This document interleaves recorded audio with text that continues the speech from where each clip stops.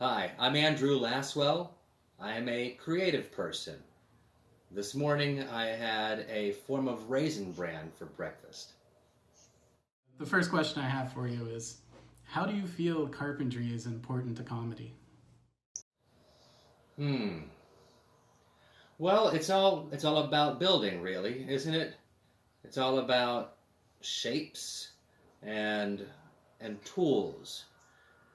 Everything that you do that is of comedic value is accomplished using tools and shapes and sizes. Shapes and sizes and colors and letters and numbers. If you can incorporate all of those things in a humorous way, then you are bound to have a more successful carpentry project. Um, Make sure not to put the sawdust blower right up against your skin, though, because it may inject a air bubble into your bloodstream and it'll go into your brain and you'll die. I can adjust I can adjust the radio stations that I can pick up on my fillings. Here, let's see if I can get this going here. Oh my God. Inagana da Viva, Los Angelino, sleep to the morning like my father. Yo, he cried more than a feel into my carpet ride. Well, you shook me all I need. It's just a little red Corvette. Baby, come back, blame it all on me, and the boys don't cry. When you're in a dramatic part of the play, is it important that everyone can breathe fire, and how does it help to build camaraderie? It's not so critical that everyone can breathe fire. That's a common myth. Um, the fire breathing for the cast members has always been, and the audience members too, it's a euphemism. It's in the early days of shouting back to the stage, of heckling. The fiery venom would spew forth, and in later translations, it seems that people thought that meant breathing fire, and in certain circumstances, actually breathing fire is critical to the scene.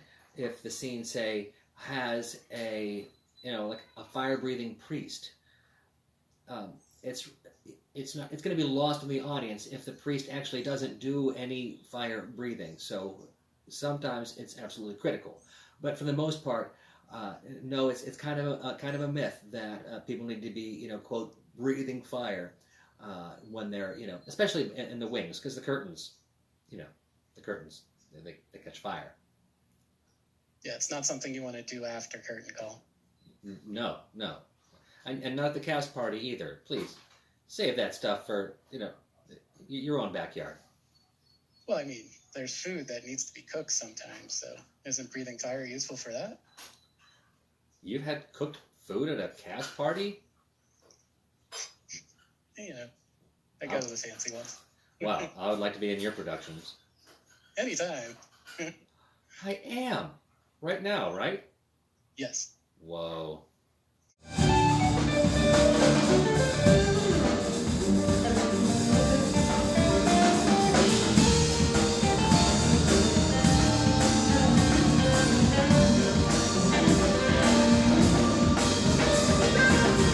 How do your opinions change as nails are driven further in your head? Well, opinions, as you know, are a matter of perspective. And, forced perspective is a trick, you can do. Now, the nail isn't a trick, but forced perspective is a trick. And you can move your face around in front of the people, and sometimes the nail looks shorter, and sometimes the nail looks longer. But the thing is, to me, the whole time, it looks the same length. Until I cram it the rest of the way back, into my face. But while it's sticking out, it looks like the same to me, no matter how I turn my head. And the angle of sight, cross-eyed down here over the nail, makes an X like that, and it crosses over like the audience, like eventually it opens back up like like imagine the okay, and then it opens back up towards the audience and envelops the audience in a cross-eyed, nail-brained gaze that I feel is disarming, and at the same time, absolutely necessary for, the full appreciation, for the poetry that they know in their head and their heart. So it helps bring a euphoric sense to not just you, but the audience as well. Yeah, well, I imagine so. I mean, nobody ever asked for their money back, so I guess it was a good time.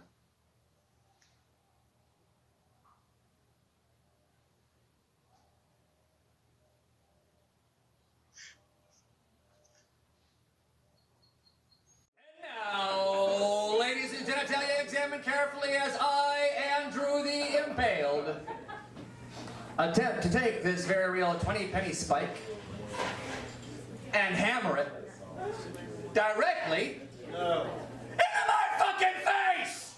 No.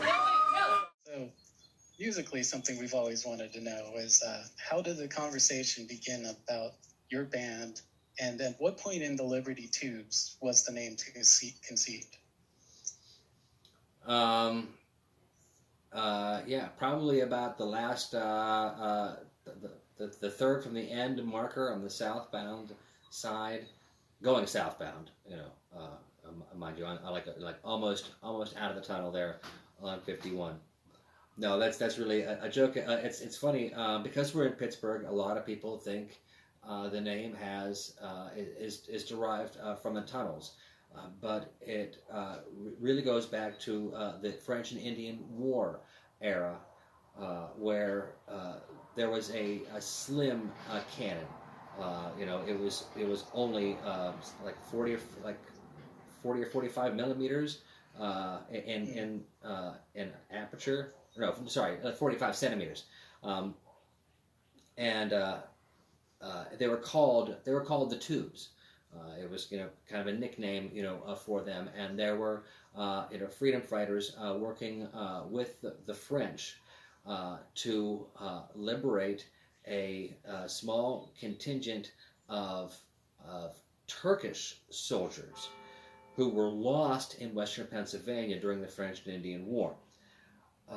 They rescued these Turkish soldiers, and they knew the word liberty, and they had heard they had heard the tales of these tubers, the tubers, the men who would run the tubes, in the French garrison, yeah, the story is just super heartwarming. The one guy, they couldn't be gay back then, like openly or whatever. So the one guy loved the other guy, and they're gonna have a thing, but they ended up killing each other because it's kind of sad, but whatever. But they loved each other so much, and that story, became the impetus for the Liberty Tubes. It was just kind of happenstance that we're in Pittsburgh, and it's always been kind of funny to me that people are always talking about the Liberty Tubes, and I'm like, wow, the French and Indian War too? Turns out they don't.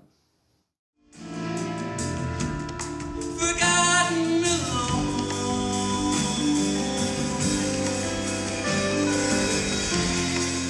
out on my own, misguided. I guess I really want to know, for people who are interested in getting into the fields you're in, if a person wants to get into a field where they spend the majority of their time standing on their head, what advice could you give them to help them succeed? Hydrate, and because you're on your head, you want to hydrate in verse. Basically, you pour the water on your feet, and the water's gonna trickle down your body, all right, and then eventually make its way to your upended mouth, where you'll graciously accept it because it's water. You need some water. At the same time, it cleans off your body and keeps you cool. One of the hardest things about being upside down is the not being right side up part. Your brain thinks, hey, I'm upside down, and there's all this blood rushing to my head, and your brain is right, mind you.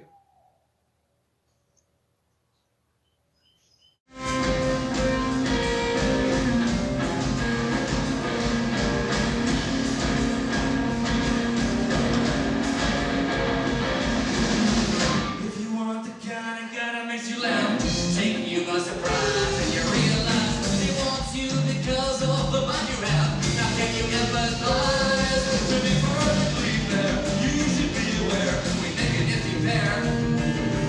If you have the MC square. So the Liberty Tubes, they have this band, they have this song they perform called The Happy Stick. And this song is heavy, it's poignant, and that leads me to my question. Do you still have the Happy Stick? The Happy Stick is in the future. I've seen it. I know it's there. I know where it is, but I don't know when. But I assure you that once the day comes and it's acquired, I will make it known. You know, trust me. Like, you'll be like, "Geez, I'm feeling a little down today," and Ben, I'll come right over and beat the shit out of you. And then That'd be helpful, especially if I'm feeling down. Exactly, and then you'll feel great. You'll be like, "This is great. What a great day. Thank you, Andrew," as you dab the blood off the back of your head. Now when I woke, the dawn on me, the stick was already mine. I got it at a yard sale, but I'm out of 59, and it must have been the stick that day when I snagged poor Vince. He cracked a smile the first in a while, been happy ever since. Hey, Vince!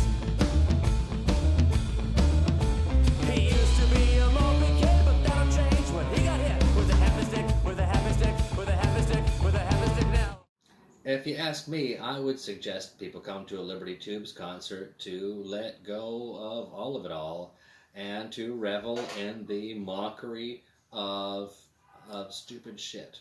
There is a lot of stupid shit out there in the world, and it's worthy of mocking. And it's fun to mock in a way that, you know, gets your toes tapping and maybe a catchy tune that you walk away with later or for years later. The Liberty Tubes brings the smart-ass rock to smart-asses all over the place. So if you like that sort of thing, yeah, you're going to like the show.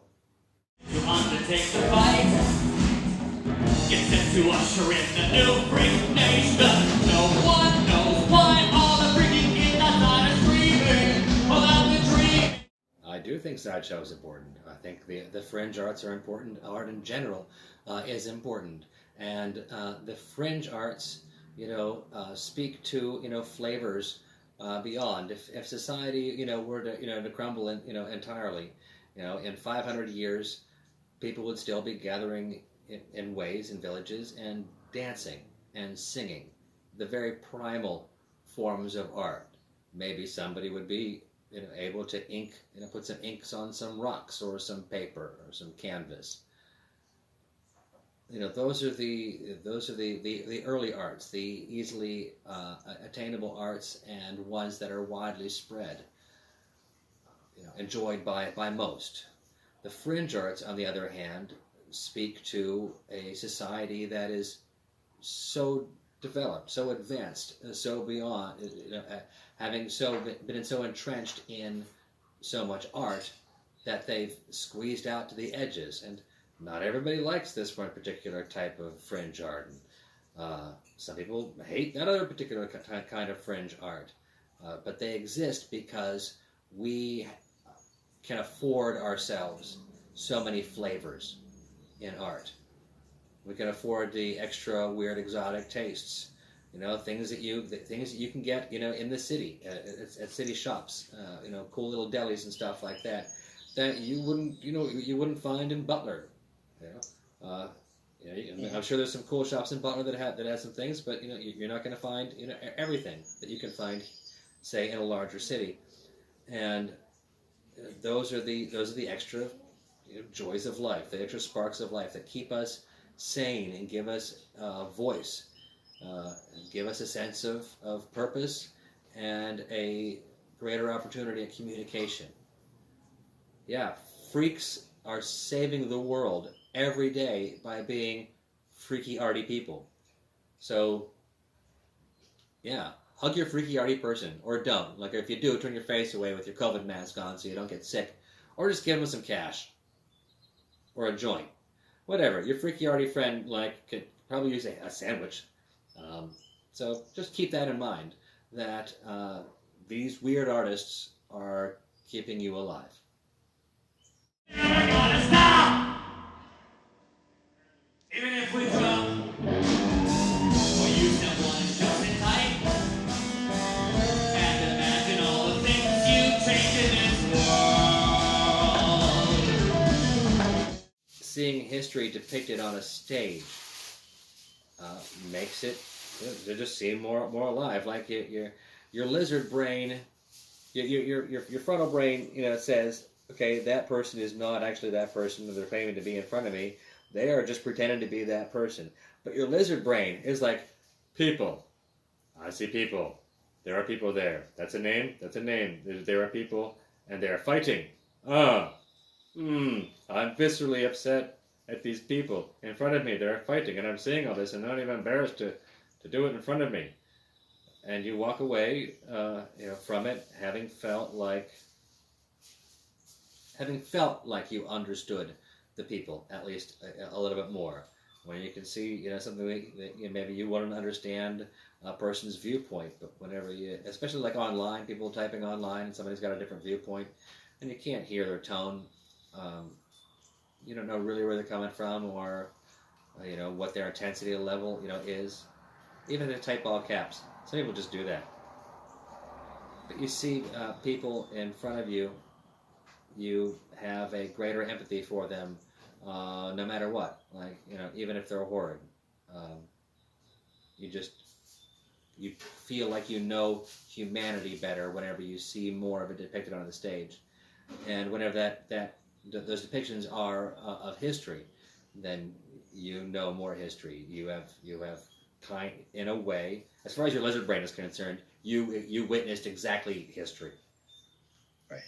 So don't tell your lizard brain different. Go into the theater, with your cerebellum shut right up.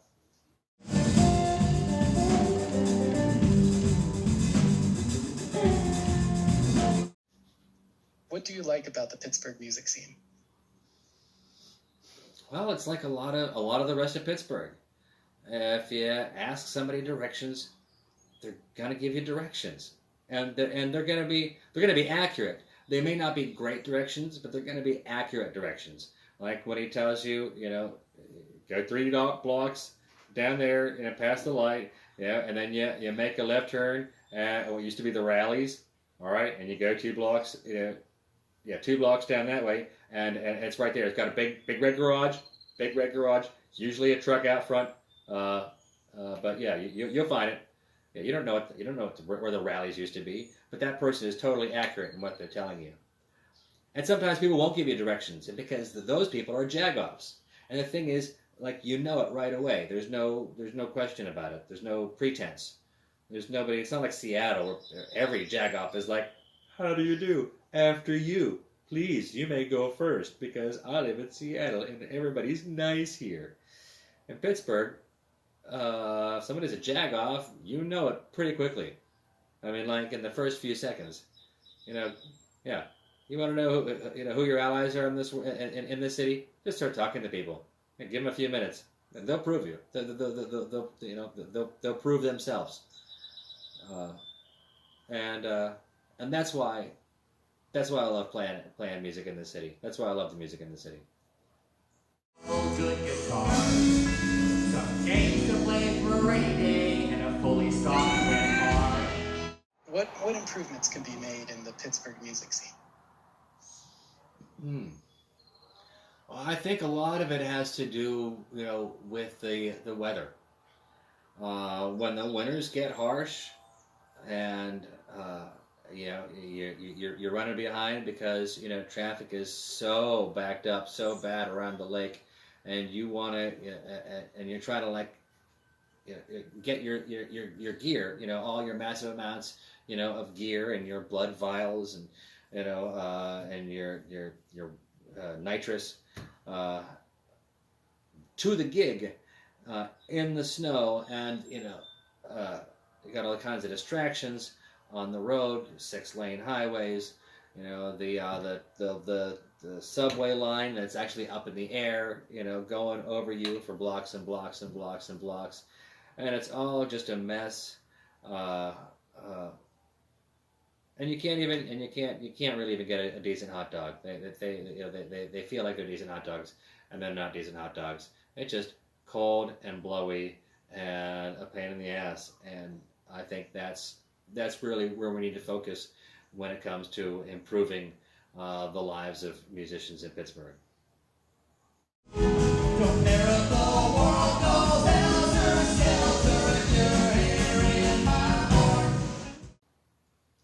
I'm Andrew Lasswell, and Mr. Bones knows me.